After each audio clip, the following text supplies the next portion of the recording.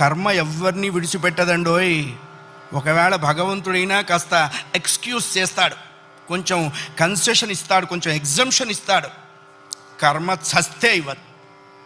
1000 ఆవులు 1000 దూడలు ఉన్నాయి. దూడల కట్లు విప్పాం. ఏ దూడ దాని దగ్గరికి వెళ్ళి, దాని తల్లి దగ్గరికి వెళ్ళి సరిగ్గా ఆగుతుంది. కర్మ కూడా అంతే. అవశ్యం అనుభోక్తవ్యం కృతం కర్మ శుభాశుభం.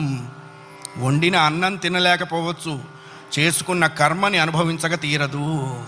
చాలామంది కొన్ని అనవసర మాటలు మాట్లాడుతుంటారు. బ్రతకదలుచుకోలేదు, చచ్చిపోదాం అనుకుంటున్నా. చావునేటువంటిది ఏదో ఏటీఎం కార్డు పెట్టంగానే డబ్బులు వచ్చినంత ఈజీ అనుకుంటాడు.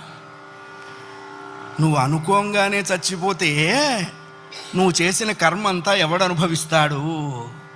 కర్మానుభవం అనుభవించడం కోసమైనా అది నిన్ను బ్రతికిస్తుంది.